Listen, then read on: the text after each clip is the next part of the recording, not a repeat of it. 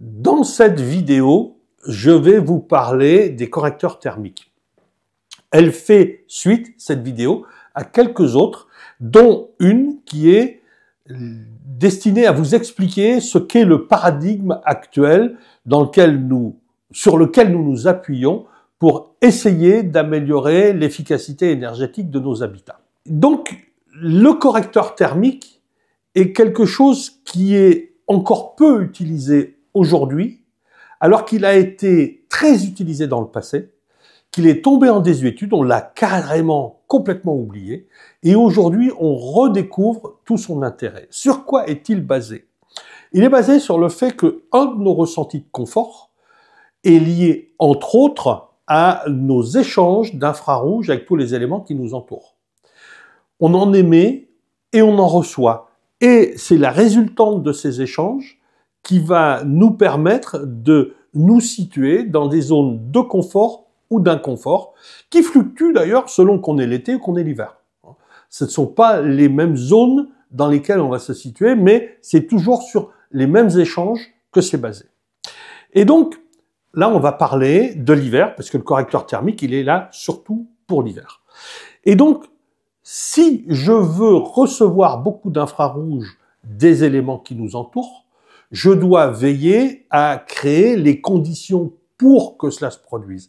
Et pour ce faire, entre autres, il faut, pour un produit, pour une matière déterminée, veiller à ce qu'elle soit la plus chaude possible. Plus elle est élevée en température, plus elle émettra d'infrarouge que possiblement je capterai si je suis dans leur ligne droite de déplacement.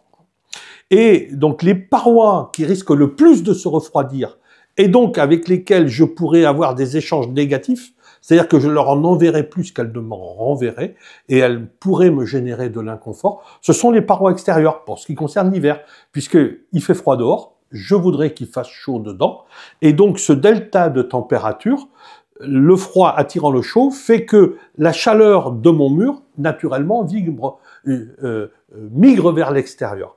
Ce qui peut en limiter le transfert en termes de rapidité, c'est ce qu'on appelle la diffusivité. Vous avez des liens dans le descriptif de cette vidéo vers des supports qui vont vous présenter tous ces éléments-là.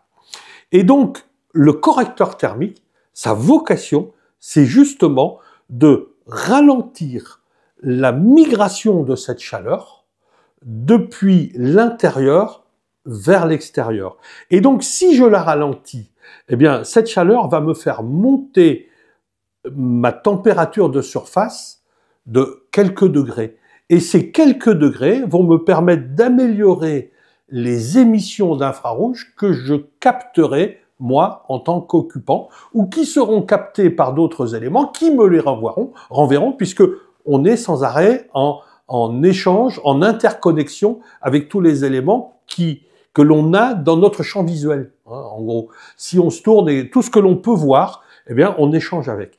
Et donc, à partir du moment où je corrige et je permets à cette paroi de monter en température, je vais lui permettre de m'envoyer plus d'infrarouge, et ces infrarouges que je recapterai me permettront d'être plus dans le confort, ou dans un confort plus rapidement à une même température que s'il n'y avait pas ces émissions-là, et possiblement, si on pousse vraiment bien l'approche, on peut avoir un sentiment de confort ressenti à une température d'air moindre, d'air intérieur moindre.